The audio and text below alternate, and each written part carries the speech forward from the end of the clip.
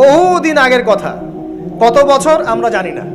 একজন প্রতাপশালী বাদশা ছিল, এখনকার বিশ্ব নেতাদের মতোই পরাশক্তি, ওই যে আসহাবুল কাহাফের মতো, বা ওই নমরুদের মতো, বা ওই যে ফেরাউন তার মতো একজন প্রতাপশালী বাদশা ছিল। তার অধীনে একজন বড় জাদুকর ছিল। কি ছিল? আচ্ছা, মজা আছে, ভালো করে বোঝেন। একটা বড় জাদুকর ছিল। এখনো কিন্তু বহু কান্ট্রি এই জাদুবিদ্যার চর্চা করে, আপনারা জানেন না। ভিতরে ভিতরে জাদুবিদ্যার চর্চা এখনো চলছে। আর এই জাদু সত্য, জাদু সত্য, চোখের বদনজরও সত্য। সায়েন্স বিশ্বাস করুক না করুক, এগুলো সত্য। কারণ কোরআন বলেছে সত্য, ব্যাস সত্য। জিন সত্য নাকি মিথ্যা? ফেরেশতা সত্য না মিথ্যা? কবরের আযাব সত্য না মিথ্যা? এগুলো তো চোখে দেখা যায় না, বিশ্বাস করলেন কিভাবে? এই চোখে দেখা যায় না বিশ্বাস করেছেন বলেই তো আপনি মৌলবাদী। চোখে দেখা যায় না, অহেতুক বিশ্বাস করছেন, অতএব আপনি একজন মৌলবাদী মানুষ। বুঝতে পারছেন তো? এই বিষয়গুলো বিশ্বাস না করলে কি আপনি মুমিন হতে পারবেন? আচ্ছা, কবরের আযাব সত্য না মিথ্যা আমরা বিশ্বাস করেছি, তোমরা মরার পরে বিশ্বাস করো। আমরা মরার আগেই বিশ্বাস করেছি, তোমরা মরার পরে বিশ্বাস করো। তারপর তোমরা পাক্কা মৌলবাদী হয়ে যাবে। যখন মরার পরে যখন কঠিন কবরের আযাব শুরু হবে, দেখবা যে আইনাল ইয়াকিন। ইয়াকিন কয়েক প্রকার হয়। একটা হচ্ছে আপনার আইনাল ইয়াকিন, হাক্কুল ইয়াকিন, এরকম কথা আছে কোরআনে। মানে আইনাল ইয়াকিন মানে যে চোখে দেখলাম এবার বিশ্বাস করলাম। রব্বানা আবসারনা ওয়া সামি'না ফারজি'না না'মাল সালিহান ইন্না মুকিনুন। আছে না সূরা আলিফ লাম মিম সিজদা? হাফেজে কোরআন যারা আছেন, আল্লাহর সামনে জাহান্নামীরা বলবে, রব্বানা, হে আমাদের রব, আবসারনা, এই যে দেখলাম, তোমার আযাব দেখেছি আমরা, এখন পরকালের কথা। ওয়া সামি'না, এই যে শুনতে পাচ্ছি এখন আযাব, ফারজি'না, আমাদেরকে ফিরিয়ে দিন। কোথায় ফিরিয়ে দিবে? দুনিয়ায়। না'মাল সালিহান, আমরা সৎ কাজ করব, ইন্না মুকিনুন, আমাদের ইয়াকিন হয়ে গেছে এখন। তার মানে সবাই বিশ্বাস করবে একদিন না একদিন, তাই তো? এই ঈসা ইবনে মারইয়ামকে যে মানুষ বলছে ক্রুসিফাইড, তাকে ক্রুসিফাইড করা হয়েছে, তিনি মারা গেছেন, নাউজুবিল্লাহ, বলা হচ্ছে না?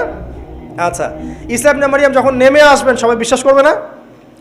সূরা মাইদায় এই জন্যই বলা হচ্ছে যে ঈসা ইবনে মারইয়ামকে যখন পাঠানো হবে, একজন আহলে কিতাব বাকি থাকবে না যে তার প্রতি ঈমান নিয়ে আনবে না। এমন একজন মানুষ তখন খুঁজে পাওয়া যাবে না যে তার প্রতি ঈমান আনবে না আহলে কিতাবদের মধ্যে। ঈসা ইবনে মারইয়ামকে ক্রুসিফিকশন করা হয় নাই। ঈসা ইবনে মারইয়ামকে আল্লাহ রাব্বুল আলামিন তার কাছে উঠিয়ে নিয়েছেন।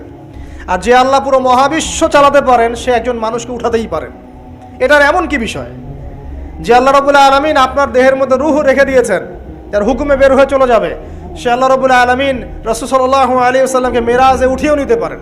সিম্পল, এটা অবিশ্বাস করার কি আছে? আসুন সামনে যাই। এখানে যে বিষয়টা, যে বহুদিন আগে এরকম প্রতাপশালী বাদশার অধীনে একজন জাদুকর ছিল।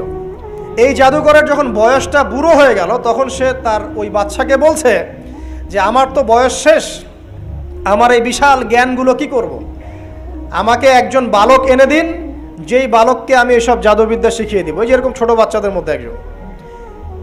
তো এরকম একটা ফুটফুটে সুন্দর বাচ্চাকে খুঁজে বের করা হলো, যে বাচ্চাটা বিচক্ষণ। একে নিয়ে আসা হলো জাদুকরের কাছে। এবার জাদুকর তাকে জ্ঞান শিখায়, জাদু শিখায়। জাদু শিখাতে শিখাতে শিখাতে শিখাতে সে একটু পরিণত হচ্ছে, মানে কৈশোরে পদার্পণ করল। এখন সে যখন জাদু শিখতে আসে, আসার পথে রাস্তায় দেখে একজন পাদ্রী আছে। পাদ্রী মানে কি? পাদ্রী মানে দরবেশ, মানে যে আল্লাহ বিশ্বাস করে, হয়তো আগেকার আসমানি কিতাবে সে বিশ্বাস করত। এমন একজন পাদ্রীর সন্ধান সে পায়। সে ওই পাদ্রীর কাছে গিয়ে বসে। সেই পাদ্রী তাকে আসমানি কিতাবের যে মর্ম, যে বাণী, এগুলো শোনায়। তার কাছে খুব ভালো লাগে যে মাশাআল্লাহ, এটার ইমানের স্বাদ। যখন কোরআন শুনি আমাদের ভালো লাগে না? আসমানি কিতাব যখন শুনে তার কাছে ভালো লাগে। সে বলে যে আমি এটা শিখতে চাই। তখন এই পাদ্রী তাকে বলে, তুমি তো জাদু শিখতে যাও এই বাদশার দরবেশের কাছে, বাদশার জাদুকরের কাছে, যদি ওরা জানতে পারে তাহলে তো সমস্যা। তাহলে উপায় কি?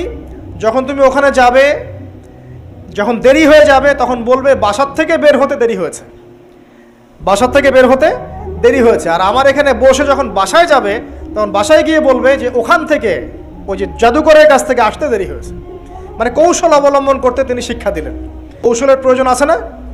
উদউ ইলা সাবিলি রাব্বিকা বিল হিকমা, হিকমার দরকার আছে না? সত্য থেকে সরে গিয়ে নয়, কিন্তু কৌশল তো করার দরকার আছে। নবী সাল্লাল্লাহু আলাইহি ওয়াসাল্লাম যে হিজরত করেছেন, মক্কা থেকে মদিনা চলে গিয়েছেন, সবাইকে জানান দিয়েছিলেন, এই শোনো আমি হিজরত করছি? জানান দিয়েছেন? রাতের বেলা বের হয়েছেন, কৌশল, রাতের বেলা বের হন নাই, এবং তাকে মারার জন্য চারপাশ থেকে লোক ঘিরে রেখেছিল। এর মধ্য দিয়ে আল্লাহ রাব্বুল আলামিন তাকে বের করে নিয়ে গেছে। তিনি কি সবার সামনে ফেসবুকে জানান দিয়েছেন, এই দেখো আমরা বেরোচ্ছি? তো তোমরা তো কৌশলই বুঝো না দিনের কাজের, যে কাজ হবে 1%, আই ওয়াশ হবে 99%। এখনকার এই যুগ, হ্যাঁ, দিনের কাজ হবে 1%, আই ওয়াশ শোডাউনই বেশি।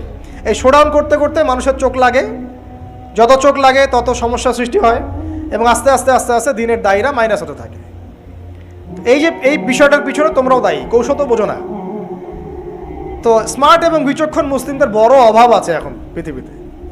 যতক্ষণ পর্যন্ত বিচক্ষণতা অর্জিত হচ্ছে না, ততক্ষণ পর্যন্ত ইসলামের বিজয় হচ্ছে না, এটা মাথায় রাখেন। তারপর সামনে যান।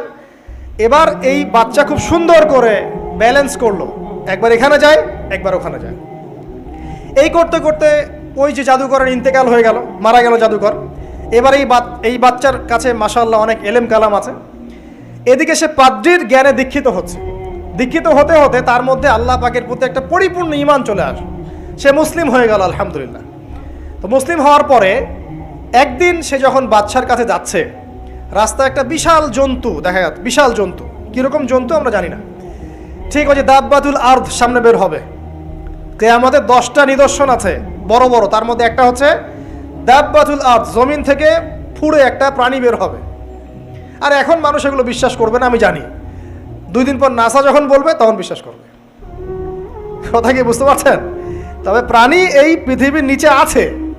রাসূল সাল্লাল্লাহু আলাইহি ওয়াসাল্লাম বলছেন 10টা আলামত না আসা পর্যন্ত কিয়ামত হবেই না। তার মধ্যে একটা হচ্ছে দাব্বাতুল আরদ, জমিন থেকে একটা প্রাণী বের হবে, এবং এই প্রাণী শুধু বেরই হবে না, মানুষের সাথে কথাবার্তা বলবে। এবার মানুষের সাথে কথা বলবে প্রাণী। বিশ্বাস করছেন? এখন বিশ্বাস করছেন না জানি, কিন্তু প্রাণী মানুষের সাথে কথা বলবে। আল্লাহ পাক বলাতে পারেন না? পারে। আচ্ছা সামনে যান। ওই প্রাণী যখন দাঁড়িয়ে আছে রাস্তায়, এখন এই বালক বলছে আজকে আমি প্রমাণ করে নিব যে আল্লাহর আনুগত্যশীল ওই পাদ্রী সঠিক নাকি ওই জাদুকর সঠিক। এবার সে একটা ইট হাতে নিল, পাথর হাতে নিয়ে সে বলছে, আল্লাহ তোমার কাছে যদি ওই জাদুকরের কাজের চাইতে এই পাদ্রীর কাজ বেশি পছন্দনীয় হয়, এই ইটের আঘাতে এই জন্তুকে তুমি মেরে ফেলো আল্লাহ। এ বলেছে বিসমিল্লাহ বলে পাথর নিক্ষেপ করলো। নিক্ষেপ করার সাথে সাথেই জন্তু ডেড। তখন তার আইন আল ইয়াকিন, হাক্কুল ইয়াকিন হয়ে গেল যে হ্যাঁ, আল্লাহর কাছে এই পাদ্রীর আমলই সবচেয়ে বেশি পছন্দনীয়। তার আর মনে কোনো সংশয় থাকলো না। কিশোর মানুষ না, কতটুকুই বা বোঝেন নাই? এবার তার মধ্যে একটা ইয়াকিন চলে আসলো এবং সে পরিপূর্ণ মুমিন মুসলিম হয়ে গেল। এবার যখন সে রাজ দরবারে যায়, তার কাছে পেশেন্ট আসে, মানে একজন মানুষ এসেছে, সে বলছে যে আমার চোখের সমস্যা। সে চোখে হাত দেয়, হাত দিয়ে বলে যে আপনি আল্লাহর প্রতি ঈমান নিয়ে আসেন, আমি আল্লাহর কাছে দোয়া করব, চোখ ভালো হয়ে যাবে। এভাবে পেশেন্ট আসে, সে বলে আল্লাহর প্রতি ঈমান নিয়ে আসেন, আমি দোয়া করব, ভালো হয়ে যাবে। এভাবে আস্তে আস্তে তার নাম এবং খ্যাতি ছড়িয়ে পড়তে লাগলো। যেই তার কাছে আসে সে বলে আগে মুসলিম হন, ইমানদার হন, আল্লাহর প্রতি বিশ্বাস করেন, আমি দোয়া করব, ভালো হয়ে যাবেন। চোখ অন্ধ ভালো হয়ে যাচ্ছে, কুষ্ঠরোগী ভালো হয়ে যাচ্ছে, হ্যাঁ, প্যারালাইজড রোগী ভালো হয়ে যাচ্ছে, আলহামদুলিল্লাহ। নবী ঈসা আলাইহিস সালাম এমনটা করেছিলেন না? আল্লাহ পাক চাইলে করতে পারেন। একদিন ওই রাজ দরবারের একজন মন্ত্রী আসছে, এবার ওই রাজার একজন এমপি সাহেব, তার চোখে সমস্যা, সে আসছে, এসে বলছে যে আমার এই চোখের সমস্যা, আমার চোখটাকে ভালো করার দরকার, তোমার কাছে কোনো ওষুধ আছে নাকি? সে বলছে যে আপনি আল্লাহর প্রতি ঈমান নিয়ে আসেন, আমি আল্লাহর কাছে দোয়া করব, আপনি ভালো হয়ে যাবেন। এবার সে আলহামদুলিল্লাহ ঈমান নিয়ে আনলো এবং সে ভালো হয়ে গেল। এই ভালো হয়ে যাওয়ার পরের দিন যখন সে আবার ওই পার্লামেন্টে গিয়েছে আর কি, ওদের তৎকালীন রাজদরবারে, এবার রাজা ওকে দেখে বলছে যে তোমার তো চোখ অন্ধ ছিল, কিভাবে শেফা লাভ করলে? তো সে বলে না কিভাবে শেফা লাভ করলো, সে বলতে চাচ্ছে না, কারণ সে আজ করছে যে বললে সমস্যা হবে। এক পর্যায়ে তাকে খুবই পিটুনি দেওয়া হচ্ছে, রিমান্ডে নিয়ে গিয়ে কঠিন মাইট দেওয়া হচ্ছে। এক পর্যায়ে সে মারের যন্ত্রণা সহ্য করতে না পারে বলে ফেললো যে ওই বাচ্চা, তার কাছে গিয়ে আমি আরোগ্য লাভ করেছি এবং সে আমাকে বলেছে যে তার রবের প্রতি ঈমান নিয়ে আসতে, তাহলে আমি শেফা লাভ করব। এই বাচ্চা এখন বলছে ফেরাউনের মতো যে আয়না রব্বুকুমুল আ'লা, আমি তো তোমাদের রব। নমরুদের মতো, আমি তো তোমাদের রব। আমি তো জানি না যে আমি ছাড়া তোমাদের কোনো ইলাহ আছে? এবার এই লোকটাকে হত্যা করা হলো, এই এমপি সাহেবকে হত্যা করা হলো, বিকজ সে ঈমান নিয়ে আসে। এবার সেই বালককে ডেকে আনা হচ্ছে, বলা হচ্ছে বলো তুমি নাকি তোমার রবের নাম দিয়ে মানুষের ট্রিটমেন্ট করা শুরু করেছো। তখন সেই বালক বলছে হ্যাঁ, আমি এক আল্লাহর প্রতি বিশ্বাস করি এবং তার রাসূলের প্রতি বিশ্বাস করি, তার প্রেরিত আসমানি কিতাবে বিশ্বাস করি। এখন রাজা বলছে আমি ছাড়া তোমাদের কোনো ইলাহ আছে আমি তো জানি না। এই সৈন্যবাহিনী শোনো, এই বালককে ধরো, ধরে নিয়ে গিয়ে উঁচু পাহাড়ে নিয়ে যাও, ওখান থেকে ফেলে দাও। কথা বুঝতে পারছেন? এবার তাকে নিয়ে যাওয়া হলো, ক্রস ফায়ার দেওয়া হবে, এবার উপরে নেওয়া হয়েছে, একদম পাহাড়ের উপরে। এবার ওই বালক উপরে উঠে একটা দোয়া করছে, এই দোয়াটা সবাই শিখে নেন। ওই বালক উপরে উঠে দোয়া করছে আল্লাহুম্মা কফিনিহিম বিমা শি'তা, আল্লাহুম্মা কফিনিহিম বিমা শি'তা, আল্লাহুম্মা কফিনিহিম বিমা শি'তা। পাহাড় থরথর করে কাঁপা শুরু করলো এবং ওই সৈন্যবাহিনী পাহাড় থেকে পড়ে গেল, বালকের কিচ্ছু হলো না। আমি কিন্তু বানোয়াট কোনো গল্প বলছি না, এটা কোরআন থেকে বলছি এবং এটা তাফসীর। আপনি যে কোনো তাফসীর পড়েন, মারিফুল কোরআন, তাফসীর ইবনে কাসির, জালালাইন পড়ে দেখেন, জাস্ট পড়ে দেখেন আমার সাথে ডিবেট করার আগে। এবার সে বালক হেঁটে হেঁটে চলে আসলো রাজদরবারে। আবার কি ব্যাপার, তুমি মরো নাই? না, আল্লাহ আমাকে বাঁচিয়েছেন, আমার রব আমাকে বাঁচিয়েছেন। আবার পাঠানো হচ্ছে আরেক দল সেনাবাহিনীকে নিয়ে, যাও এবার ওকে সমুদ্রে নিয়ে যাও, সমুদ্রের মাছ সমুদ্রে ডুবিয়ে দিবে একদম। আবার সে ওখানে গিয়ে বলল আল্লাহুম্মা কফিনিহিম বিমা শি'তা, হে আল্লাহ, অর্থ হচ্ছে হে আল্লাহ আমার বিপক্ষে যারা আছে আপনি যা দিয়ে ইচ্ছা ওদের বিরুদ্ধে আমাকে সাহায্য করেন। অর্থটা হচ্ছে এমন, আল্লাহুম্মা কফিনিহিম বিমা শি'তা, আল্লাহ আপনি আমার জন্য যথেষ্ট হয়ে যান, ওদের বিরুদ্ধে আমার জন্য যথেষ্ট হয়ে যান, যা ইচ্ছা তাই দিয়ে আপনি হেদায়েত করুন, আমার মানে আমাকে হেফাজত করুন। ঠিক আছে, আল্লাহুম্মা কফিনিহিম বিমা শি'তা, ছোট্ট দোয়া। এবার ওই সমুদ্র উত্তাল হওয়া শুরু করলো এবং ওরা জাহাজ থেকে পড়ে গেল। এই বাচ্চা সেফলি আবার চলে আসলো রাজদরবারে, বিশ্বাস করছেন না? চলে আসলো। এবার আসার পরে বলছে শোনেন, আমাকে এভাবে মারতে পারবেন না, আমাকে এইভাবে মারা যাবে না, আমি আপনাদেরকে বলে দিচ্ছি কিভাবে আপনি আমাকে মারতে পারবেন। তো বাচ্চা বলছে কিভাবে মারতে পারবো বলো। তখন সেই বাচ্চাটা বলছে যে আপনি সমস্ত এলাকার মানুষকে এক জায়গায় জড়ো করবেন, মানে পুরো নেশনের যত মানুষ সবাইকে একটা মাঠে নিয়ে আসবেন, মাঠের মাঝখানে একটা গাছ রোপণ করবেন বা একটা কিছু স্তম্ভ নির্মাণ করবেন, সেখানে আমাকে বেঁধে ফেলবেন। বেঁধে ফেলার পরে আমার এই ধনুক থেকে একটা তীর বের করবেন, তীর বের করে আপনি নিজ হাতে এই তীরটাকে নিশানা দিবেন, দিয়ে বলবেন বিসমিল্লাহ আল্লাহর নামে, বিসমিল্লাহ আল্লাহর নামে, বিসমিল্লাহি রব্বি হাযাল গোলাম বলে ছুড়বেন। অর্থ হচ্ছে আমি এই রবের, আমি এই বাচ্চার রব, আমি এই বাচ্চার রব আল্লাহর নামে তীর ছুড়লাম, এটা বলে তীরটা নিক্ষেপ করবেন, তাহলে আমি মরবো, তার আগে মরবো না। কথা কি বুঝতে পারছি? এবার তাই করা হলো, সমস্ত এলাকার মানুষকে এখানে জড়ো করা হলো। কথাটা ভালো করে বোঝেন, সমস্ত এলাকার মানুষ মানে কি ওই এলাকার সব মানুষ, মানে মুমিন কাফের যে আছে সবগুলাকে একত্রিত করা হলো। করার পরে বাচ্চাটাকে এভাবে একটা জায়গায় বেঁধে দেওয়া হয়েছে, খেজুর গাছে, তাফসীরে এসেছে খেজুর গাছে। এবার সে এখান থেকে তীর বের করে বাচ্চা বলছে বিসমিল্লাহি রব্বি হাযাল গোলাম, নিক্ষেপ করলো। তীরটা ঠিক, আল্লাহ পাকের দৃষ্টি দেখেন এত সূক্ষ্ম, ওইটাই বর্ণনা করেছেন। তীরটা ঠিক বাচ্চার এই জায়গায় লেগেছে, এই যে মাথার এইখান থেকে লেগে এদিকে বের হয়ে গেছে।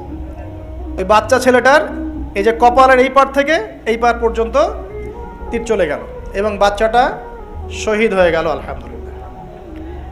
এবং এই বাচ্চাটা যখন মারা গেল বা শহীদ হয়ে গেল, আর সারা এলাকার মানুষ কি দেখলো, দেখলো যে বাচ্চা তাকে দুইবার চেষ্টা করে মারতে পারে নাই, কিন্তু তার রবের নাম যখন নেওয়া হয়েছে, আল্লাহর নাম নেওয়া হয়েছে, মারতে পেরেছে। দেন অ্যান্ড দেন পুরো এলাকার সমস্ত মানুষ মুসলিম হয়ে গেল আলহামদুলিল্লাহ।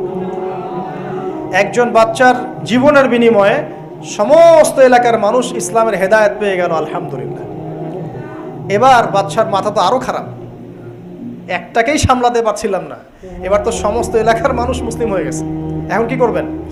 এখন সেনাবাহিনীকে আদেশ করা হয়েছে সমস্ত মানুষগুলোকে জড়ো করো, জড়ো করে একটা গর্ত খোঁড়ো একটা গর্ত খুঁড়ে সেখানে আগুন জ্বালাও, আগুন জ্বালিয়ে সমস্ত মানুষকে ফেলে দাও। দৃশ্যটাকে কল্পনা করতে পারছেন? একটা পুরো এলাকার মানুষকে একটা মাঠের মধ্যে একত্রিত করে সেখানে আগুন জ্বালিয়ে সবাইকে সেখানে ফেলে দেওয়া হলো এবং তারা চতুর্দিক থেকে এটাকে অবলোকন করতে লাগলো, মজা উপভোগ করতে লাগলো। এটাই আল্লাহ পাক বলছেন, কুতিলা আসহাবুল উখদুদ ইয হুম আলাইহা কুউদ ওয়া হুম আলা মা ইয়াফআলুনা বিল মুমিনিনা শুহুদ। শেষ পর্যায়ে তাফসীরে এসেছে, শেষ পর্যায়ে একজন মায়ের কোলে একটা ছোট্ট বাচ্চা ছিল। তো সেই মা নিজে লাভ দিবে এটাতে তার কোনো সমস্যা নাই, কিন্তু বাচ্চাটাকে নিয়ে লাভ দেওয়ার জন্য সে ইতস্তত বোধ করছে।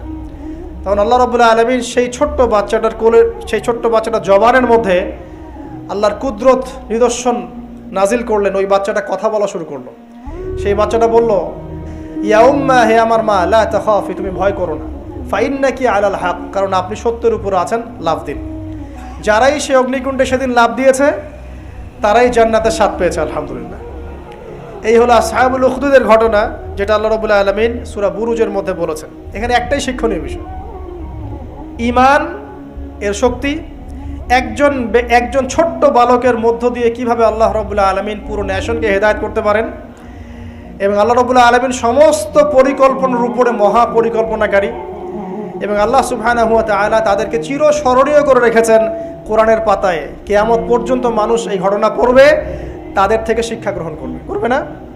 তা আল্লাহ রাব্বুল আলামিন সবচেয়ে বেশি স্মার্ট না আমরা সবচেয়ে বেশি স্মার্ট? এরপরে আল্লাহ রাব্বুল আলামিন বলছেন যে তারা ঈমান আনা ছাড়া অন্য কোনো অপরাধ করে নাই। এই মুমিন যারা ছিল, আগুনে লাফ দিয়েছে, এদের কি কোনো অপরাধ ছিল? এদের কোনো অপরাধ ছিল? কি অপরাধ ছিল? তারা শুধুমাত্র কি ছিল? মুমিন ছিল। ঈমান আনার ফলে তাদের এই পরিণতি হয়েছে। তাদেরকে অগ্নিকুণ্ডে লাফ দিতে তারা বাধ্য হয়েছে। যারা দিয়েছে তারা কি জান্নাতি না জাহান্নামী?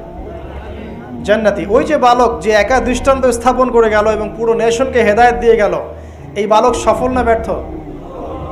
আল্লাহ রাব্বুল আলামিন যদি চান তাহলে এরকম একজন দুইজন মানুষকে দিয়েও পুরো নেশনকে হেদায়েত করাতে পারেন। এবং যেটা হয়ে গেছে আগে সেটা এই যুগেও সম্ভব না? শুধু সম্ভবই না, বরং আপনাদের চোখের সামনে এটা হয়েছেও, কিন্তু আপনারা সেটা বুঝতে পারেন নাই। আপনাদের চোখের সামনে যুগের পর যুগ এমন ঘটনা ঘটেছেও, কিন্তু আপনারা হয়তো বুঝতে পারেন নাই, ধরতে পারেন নাই।